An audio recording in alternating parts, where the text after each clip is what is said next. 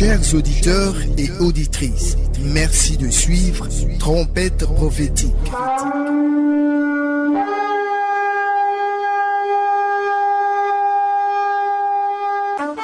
Une émission de révélation, de mystère et d'orientation spirituelle présentée par le prophète Ablegui, pasteur mondial de la mission évangélique La Voix Sainte.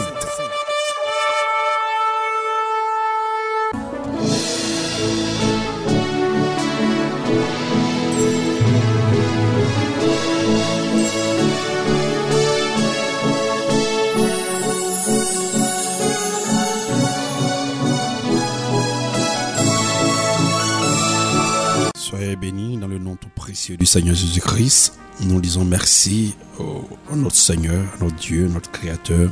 Celui qui, par sa grâce et sa miséricorde, n'a point tenu compte des actes que nous avons posés au travers de notre ancêtre Adam, mais qui a tenu compte de la puissance qu'il détient, de pouvoir ôter nos vies des griefs de l'enfer, de la mort, de la déchéance, nous restaurer par lui-même et par la puissance de son sang et par l'œuvre de la croix.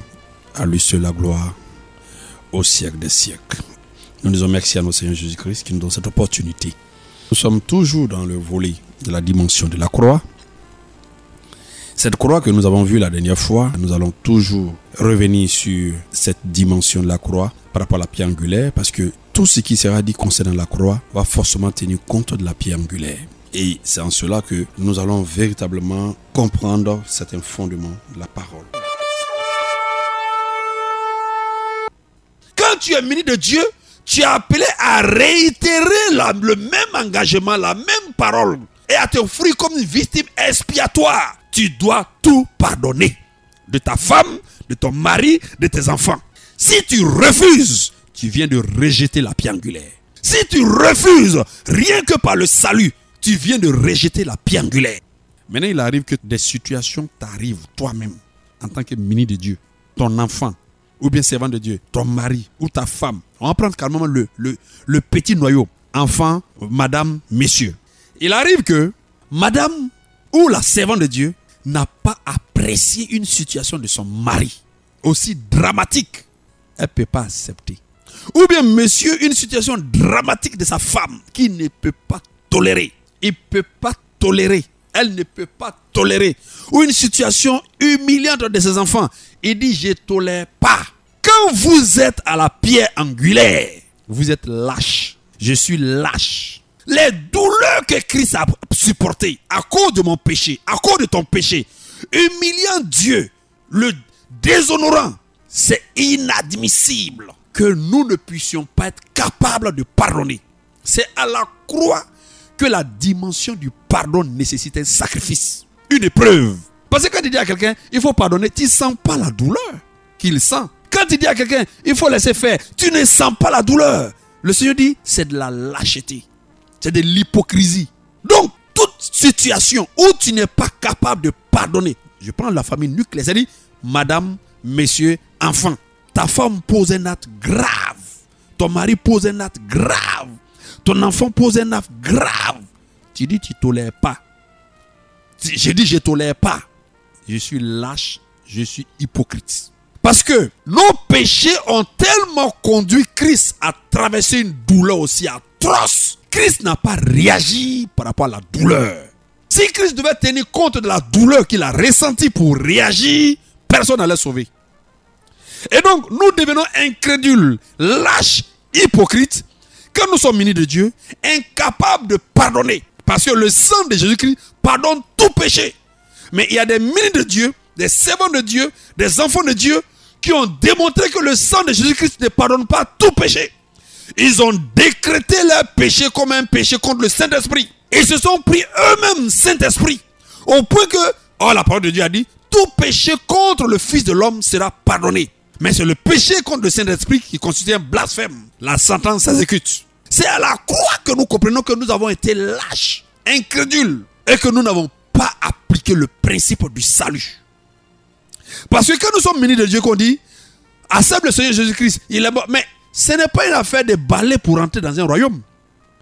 C'est une affaire de ce que quelqu'un a été humilié, sacrifié, blessé, outragé. Il est mort et il est mort à cause de nos péchés, humilié à cause de nos péchés. Il est ressorti sans broncher et il a dit: Père, pardonne-les car ils ne savent pas ce qu'ils font. Quand tu es ministre de Dieu, tu es appelé à réitérer le même engagement, la même parole et à te offrir comme une victime expiatoire. Tu dois tout pardonner, de ta femme, de ton mari, de tes enfants. Si tu refuses, tu viens de rejeter la pierre angulaire. Si tu refuses, rien que par le salut, tu viens de rejeter la pierre angulaire. Tout ministre de Dieu qui refuse de pardonner une situation à cause de la douleur, à cause des blessures, à cause de l'humiliation, à cause de l'outrage, à cause de la honte, à cause de la fournaise ardente, à cause de tout ce qui peut être une calamité, déshonneur. Oui, c'est le même processus qui a été appliqué à Christ, à Jésus-Christ, et il a dit: pardonne. C'est ce qui a fait que toi et moi nous sommes sauvés. Et quand nous sommes ministres de Dieu, nous sommes obligés de marcher dans les traces de Jésus en réitérant les mêmes vocations, les mêmes principes, la même situation. Quand nous les refusons, nous venons de rejeter la pierre angulaire. Ton mari a posé un acte, ça t'a fait mal. Mais c'est comme ça, toi, ton péché a fait mal à Jésus. Ton enfant a posé un acte, ça t'a fait mal. C'est comme ça, ton péché a fait mal à Jésus. Ta femme a posé un acte, ça t'a fait mal. Mais c'est comme ça, ton péché a fait mal à Jésus. Si tu te décides à cause de la douleur, de la honte, de l'humiliation, tu dis tu te sépares de ton mari, tu te sépares de ta femme, tu te sépares de tes enfants, tu es décrété comme un lâche. Je suis décrété comme un lâche, comme un hypocrite. Parce que le principe qui t'a sauvé, tu refuses d'appliquer ce principe à tes frères, parce que à ta femme ou à ton mari ou à tes enfants. Tu es lâche. Voilà pourquoi il dit, la pierre qu'ont rejeté ceux qui bâtissaient. Pourquoi? C'est une pierre qui exige que, de manière fondamentale, ce sont ces fondements-là qui t'ont sauvé. C'est le même fondement sur lequel tu te poses pour que les autres soient sauvés. Et donc, le fondement qui te sauve, tu refuses que ce fondement sauve les autres. Et donc, toi, tu aurais souhaité que les blessures soient toujours sur Christ sans que toi, tu en ressentes. C'est à la croix qu'on devient hypocrite. C'est à la croix qu'on est lâche. C'est à la croix qu'on découvre qu'on est hypocrite, on est lâche, on est incrédule, on est mauvais. La croix révèle la dimension de la chair qui résiste à l'accomplissement des principes de la parole de Dieu. C'est à la croix qu'on se rend compte que ce que tu as entendu de Jésus-Christ comme révélation de ce qu'il a accompli pour ton salut, c'est à la croix que tu te rends compte que toi-même tu dois expérimenter, vivre cette réalité pour le salut des autres. Sinon, c'est facile d'être ministre de Dieu. Sinon, c'est facile de dire, je suis ministre de Dieu. Nous ne sommes pas des griots. Nous sommes membres du corps de Christ. Et dit, le chandelier a été fait d'un talent d'or battu. Donc, c'est un talent d'or battu qui a été battu. Oui. La croix exige que sur la pierre angulaire, tu puisses démontrer que Christ est mort et ressuscité pour toi. En appliquant le même processus à ton mari, à ta femme, à tes enfants. Je me limite qu'à ça. Voilà pourquoi le Seigneur dit, quiconque veut me suivre, qu'il prenne sa croix et me suive. Sinon, il n'est pas digne de venir après moi. Ah oui? C'est à la croix qu'on se rend compte qu'on n'a jamais été digne dans le salut. Si nous disons que nous sommes utilisés pour sauver des vies, nous devenons hypocrites. En nous servant d'un principe qui nous a sauvés, mais sans que nous-mêmes nous en servons pour sauver les autres. Voilà pourquoi beaucoup rejettent la pierre angulaire sans s'en rendre compte. Ce premier procédure, le salut n'est rien d'autre qu'une la première étape de la pierre angulaire. Le salut est la première étape de la pierre angulaire. Elle exige le pardon. C'est l'expérience du pardon. C'est l'expérience du pardon. Le pardon n'a pas été donné des lèvres seulement, mais le pardon a nécessité qu'il soit éprouvé. Voilà pourquoi quand tu es un ministre de Dieu, on peut laisser les fidèles. Mais quand nous sommes ministres de Dieu, que nous sommes incapables. Voilà pourquoi le Seigneur dit, celui qui n'est pas capable de diriger sa propre maison. Mais notre maison, tu la diriges avec quoi? La parole. Mais tu la diriges où? Sur la pierre angulaire. Et sur la pierre angulaire, la première étape de la pierre angulaire, c'est le salut, qui exige le pardon. Mais ce pardon-là, ça ne sera pas dans la bouche. Ça ne sera pas dans la douche. Il dit, pardonne les pères, car ils ne savent pas ce qu'ils font. C'est ça là qui a fait que je suis sauvé et tu es sauvé, nous sommes sauvés. Tu vas répéter la même chose devant des situations graves pour dire pardonne à mon époux car il ne sait pas ce qu'il fait. Pardonne à mon épouse car elle ne sait pas ce qu'elle fait. Pardonne à mes enfants car ils ne savent pas ce qu'ils font. Tu vas répéter ça parce qu'on utilise la parole de Dieu sans comprendre, sans intégrer la réalité. Voilà pourquoi le Saint-Esprit va nous conduire dans toute la vérité. Voilà pourquoi Jean-Baptiste dit, il vous baptisera de Saint-Esprit et de feu. Et donc, le feu va te démontrer qu'en réalité, tu n'as pas pardonné dans l'exercice de ton ministère. Tu n'as pas pardonné. Le véritable pardon exige de se retrouver comme une victime expiatoire, comme un prisonnier. De ressentir les douleurs de la chair en renonçant à exprimer ce qu'elle nous révèle dans l'âme. Ça, nous sommes jusqu'à la première étape. C'est très important. Tout ministre de Dieu qui est incapable de pardonner n'est plus digne. Voilà pourquoi il dit, celui qui est indigne, c'est celui qui ne prend pas sa croix pour me suivre. Il faut crucifier la chair. Et voilà pourquoi je disais la dernière fois que lorsque le ministre de Dieu a fait la vision sur le jugement dernier, et il était écrit, il était toujours dit, a-t-il son nom inscrit dans le livre de vie? C'est une question de oui ou de non. Tous ceux qui ont rejeté la pierre angulaire, c'est tous ceux qui sont sentis plus importants que Jésus-Christ. Jésus-Christ a pardonné malgré les douleurs. Eux, ils n'ont pas pardonné malgré les petites douleurs. Mon enfant m'a fait ceci. Mon mari m'a fait ceci. Ma femme m'a fait ceci. Ils n'ont pas pardonné. Et pourtant, c'est le pardon de Jésus-Christ par rapport à l'ampleur et la gravité de nos péchés qui nous a donné droit à être sauvés.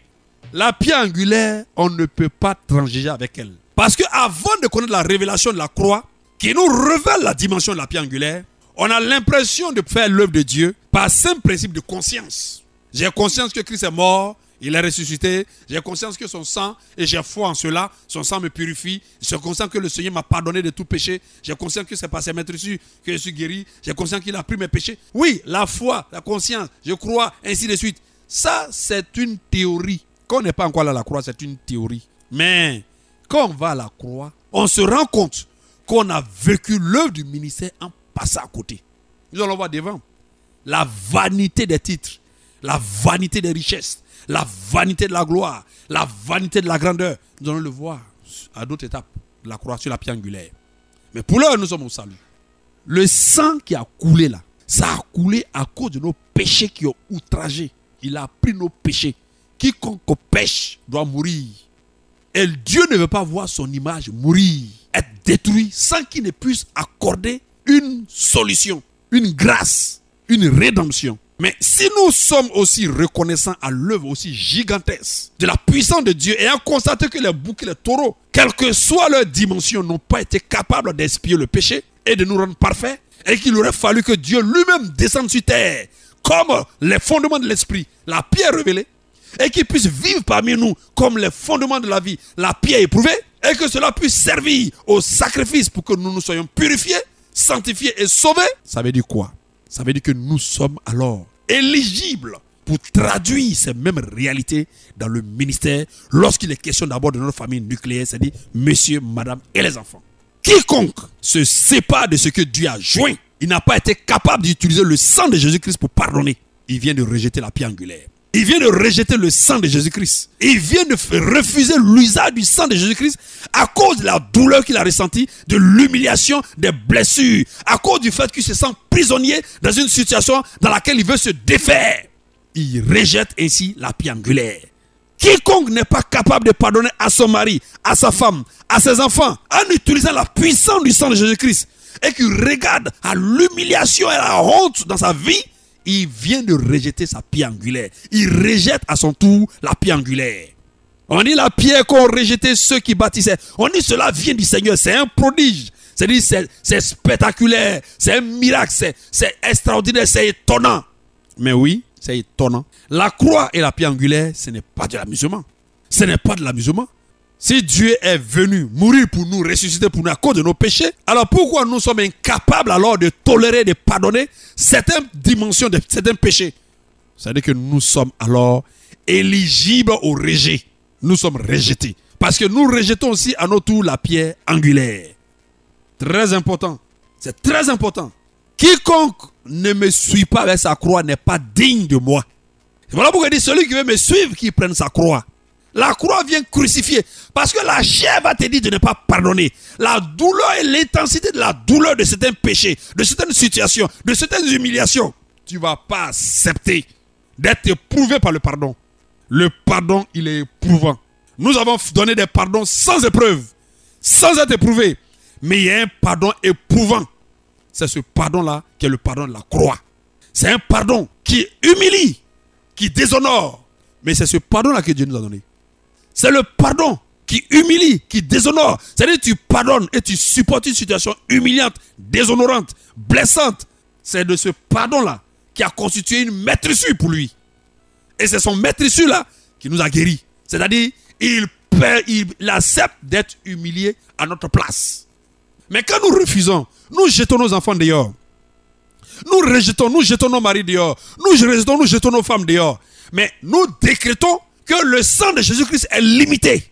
Il est limité pour pardonner certaines situations. Mais en ce moment-là, nous limitons la puissance du pardon du sang de Jésus-Christ. On dit qu'il pardonne tout péché. Mais nous disons que le sang de Jésus-Christ ne pardonne pas tout péché.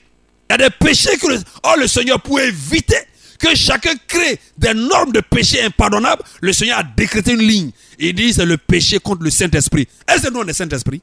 Est-ce que moi je suis Saint-Esprit? Est-ce que madame est Saint-Esprit? Est-ce que toi tu es Saint-Esprit? Est-ce que tes enfants sont Saint-Esprit? Mais nous disons non. Et nous nous séparons à cause de la honte et de l'humiliation. Mais si Jésus-Christ voulait arrêter la honte et l'humiliation, son pardon n'allait pas sortir. Et toi tu refuses à cause de la honte et de l'humiliation d'accorder le pardon soit à ta femme, le pardon soit à ton mari, le pardon soit à tes enfants. Tu rejettes à ton tour la pierre angulaire. On dit c'est un prodige, c'est étonnant. Mais on dit cela vient du Seigneur. Quand tu es à la croix, il n'y a que le Saint-Esprit que tu écoutes. Il n'y a que Dieu seul que tu écoutes. Tu ne peux pas te permettre, non, te permettre de décider. Quand on est à la croix, la décision émane de Jésus-Christ, la volonté émane de Jésus-Christ, et donc les sentiments émanent de Jésus-Christ, et en réalité, tes pensées doivent toujours émaner de Jésus-Christ. Il a le contrôle de ta vie. Parce que quand tu es à la croix, tu es prisonnier. Un prisonnier n'a pas de décision. Un prisonnier ne dit pas, moi je décide ainsi. Beaucoup ont décidé au mépris de la volonté de Dieu et ils ont rejeté ainsi la pierre angulaire. Regardez la tentative de décision que Jésus voulait faire. Il dit, Père, est-ce possible que cette coupe s'éloigne de moi? En même temps, il a enchaîné la phrase pour dire, non pas ce que je veux, mais je veux ce que tu veux. Et donc, il voulait dire quoi? Est-ce possible que cette coupe s'éloigne de ma chair? Mais non pas ce que mon âme veut, mais je veux ce que ton esprit veut. Ça veut dire quoi? Sa chair a demandé l'éloignement de la coupe. Mais son âme dit, l'épreuve de la convoitise, de la douleur ou de la blessure de la chair qui se ressent dans l'âme. Ce désir de l'éloignement ne vient pas de lui, son âme, mais lui, son âme décide ce que son esprit veut, c'est-à-dire ce que Dieu veut. Voilà le choix qui s'opère quand on est à la croix. Quand nous ressentons des blessures et des douleurs dues au péché des autres ou bien au fait qu'on prend des coups, l'âme doit choisir entre la volonté de la chair qui demande l'éloignement et la volonté de l'esprit qui demande l'accomplissement. Et donc, le Seigneur a parlé de est-ce que possible que cette coupe s'éloigne de moi? Les douleurs et les blessures, quand tu veux que ça s'éloigne de toi, tu prends toujours la décision de te séparer de l'autre. toi aussi tu viens de rejeter la pierre angulaire. Tout éloignement lié à la blessure, aux douleurs, tu viens de rejeter la pierre angulaire. Voilà pourquoi ceux qui bâtissaient ont refusé de goûter, oui, aux douleurs que Christ a goûtées. Ont refusé de goûter aux blessures de Christ. Ont refusé de partager les maîtresses de Christ. Ont refusé d'être comme Christ. Ils ne sont pas dignes de Christ. Nous ne sommes pas dignes de Christ. C'est-à-dire que nous sommes tellement plus importants que Jésus-Christ, que c'est Jésus-Christ qui passe son temps à pardonner des choses impardonnables. Mais nous, on est incapable de pardonner. On estime que c'est Jésus qui pardonne ça, mais nous, on ne pardonne pas. On rejette à notre tour la pierre angulaire. Nous ne sommes qu'au stade du salut. Il y a encore plus de 4 étapes devant. Alors donc, faisons très attention à la manière dont nous bâtissons. On ne bâtit pas simplement pour dire aux autres, fais. On est toi qui te dis juif. Toi qui dis de ne pas dérober, tu dérobes. Toi qui dis de ne pas faire adultère, tu fais adultère. Toi qui dis de ne pas mentir, tu mens. Toi qui dis de pardonner, tu ne pardonnes pas. Toi qui dis de laisser... Mais ce n'est pas ça faire l'œuvre. La pierre angulaire, c'est que tu dis aux autres de faire, toi aussi tu appliques. Si tu ne fais pas ça, tu n'es pas sur le fondement. Parce que c'est ce fondement-là. Parce qu'on est qui en vérité? Jésus dit, tu m'as donné un corps, j'ai dit, je viens. Mais tout ce qu'il a reçu dans la révélation, il dit, ça s'est accompli. Mais ça s'est accompli quoi? Dans sa vie, tout ce qui a été décrété en esprit s'est accompli dans sa vie. Tout ce qui a été décrété en esprit était dans la dimension de fondement de l'esprit. Voilà pourquoi Christ a été révélé comme une pierre révélée. Mais en même temps, il est descendu, on dit, il a vécu dans la dimension de la vie de la parole. Et il a été éprouvé pour accomplir. Et quand il a accompli, c'est-à-dire ce qui a été dit, a été accompli. C'est ce qui est ramené plus tard, s'il vous plaît, dans certaines versions. Il dit, tu sais que je moissonne là où je n'ai pas sémé. Mais on sème dans l'esprit et on moissonne dans la vie. Donc on sème dans la révélation, mais on moissonne dans l'épreuve. Voilà pourquoi les gens n'aiment pas moissonner. Oh, on moissonne dans l'épreuve, en réalité on moissonne dans sa vie. C'est des mystères codés. C'est plus facile de le décrypter quand on se trouve sur un tableau. Nous ne sommes qu'à l'entame de la première partie, sur la pierre angulaire. Nous ne sommes qu'au niveau du salut. Chers frères et sœurs, chers ministres de Dieu, Christ vient bientôt. Sa venue est très imminente. Voilà pourquoi il donne le signal d'annoncer les mystères liés à la préparation des vierges. Faisons très attention à la manière dont nous bâtissons. Nous sommes en train de rejeter la pierre angulaire. Chaque jour, ça nous en rend compte. Nous ne faisons pas mieux que les Juifs qui ont été éligibles à accueillir le Messie dans leur peuple, conformément au dessein prophétique. Mais ces Juifs ont rejeté Christ. Nous, païens, qui avons accepté Christ, mais nous sommes en train de faire pire. Nous rejetons nuit et jour la pierre angulaire dans l'exercice de nos ministères. Nous frappons souvent des brebis. Nous les chassons. C'est des pires des choses qui arrivent sur la terre. Chasser une brebis d'une église, c'est la pire des calamités. C'est l'une des pires des calamités. Jésus n'a jamais chassé quelqu'un d'une église. Il n'a jamais chassé. Il est possible que cette coupe s'éloigne de moi. Même lui-même n'a pas pris la décision d'éloigner la coupe. Qu'est-ce qui nous arrive? Même si c'est une coupe, on n'a aucun droit de l'éloigner. Seul le Père décide de son éloignement. Et donc si tu décides d'éloigner la coupe, une femme peut être une coupe, un mari peut être une coupe, tes enfants peuvent être une coupe, ou bien peut être une douleur. Tu n'as aucune capacité, aucun droit à l'éloigner. C'est le Père seul qui peut le faire. Christ même ne s'est même pas donné ce pouvoir d'éloigner tout ce qui peut être une calamité. Il dit, j'ai mis une tour de contrôle. J'ai mis un pressoir, j'ai mis une haie. Nous n'avons aucun pouvoir.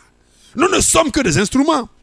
Mais quand tu bâtis conformément à la pierre angulaire, tu revois la révélation de ce que beaucoup de choses inutiles ont été sémées. Et nous avons jeté plusieurs fois la pierre angulaire. Nos cœurs se sont endurcis. Nous avons parlé de Christ comme une publicité. Mais nous n'avons jamais intégré la réalité de cette vie de Christ en nous-mêmes. Incapable de pardonner, avec des critères de vie sélective, des critères de manière de faire les choses. Christ arrive bientôt. Arrêtons de rejeter la pierre angulaire. Au stade du pardon, arrêtons de rejeter la pierre angulaire. Nous rejetons la pierre angulaire. Chaque fois, nous sommes incapables de pardonner. J'ai pris simplement le cercle de la famille, monsieur, madame et les enfants. Le cercle. Je ne suis même pas encore allé à chose. Nous ne sommes pas encore allés un peu loin. Nous allons le voir dans les autres étapes. Alors donc, quelle est la dimension du pardon? Est-ce qu'il y a une limite au pardon de Christ? en dehors du Saint-Esprit, du péché contre le Saint-Esprit, est-ce que le péché que toi, tes enfants t'ont fait, c'est un péché contre le Saint-Esprit? Est-ce que le péché que ton mari t'a fait, c'est un péché contre le Saint-Esprit? Est-ce que le péché que ta femme t'a fait, c'est un péché contre le Saint-Esprit? Il dit le Fils de l'homme. Il dit tout péché contre le Fils de l'homme. Mais toi, tu es un fils de l'homme, je suis un fils de l'homme.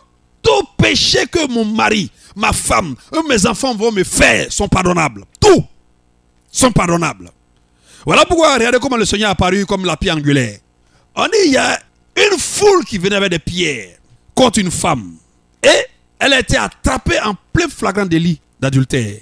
Et ils sont venus dire, toi qui es juste, toi qui es Dieu, qui est correct, qui est saint, on vient d'attraper une femme. La loi dit une telle femme doit être lapidée. On dit, il s'est assis, il a écrit sur la terre. Ils ont posé la question. Il dit, lequel d'entre vous n'a point péché qui soit le premier à lancer la pierre? Voilà comment les exigences de la pierre angulaire. Voilà les exigences de la pierre angulaire. Ils ont tous laissé et ils sont tous partis. Il dit, femme, va, ne pêche plus. C'est ce Jésus-là qui est venu te sauver, me sauver, nous sauver. Quand nous disons que nous sommes munis de ce Jésus, nous devrons être capables de réitérer l'exploit qu'il a réitéré. On le verra plus tard sur les héros de Dieu. On verra plus tard sur ceux qui doivent s'asseoir à gauche et à droite du Seigneur. Et il n'y a aucun péché qui peut pas être pardonné. Regardez le roi David. On dit, ses enfants, son fils, a déshonoré ses 6 femmes devant tout le monde, sous la bâche devant tout le monde. David n'a pas osé maudire son fils. Il n'a pas osé maudire son fils. Nous allons le comprendre plus tard pourquoi. Christ prend un corps et il vient. Nous allons comprendre le sens du salut. Pourquoi nous sommes munis de Dieu? Qu'est-ce qui nous amène souvent à être utilisés comme munis de Dieu pour le salut des âmes? Il y a des dimensions où tu es obligé d'accomplir un dessein pour sauver des âmes. La croix et la pierre angulaire exigent que la dimension de la révélation que tu as de Christ s'exprime pleinement en toi à la proportion équitable. Et cela, alors, tu es un bâtisseur selon Christ et tu es établi sur le roc, le fondement véritable. C'était Trompette prophétique, une émission de révélation, de mystère et d'orientation spirituelle avec le prophète Ablegui, pasteur mondial de la mission évangélique La Voix Sainte, Cocody Rivera Les Jardins Face, pharmacie Notre-Dame des Grâces.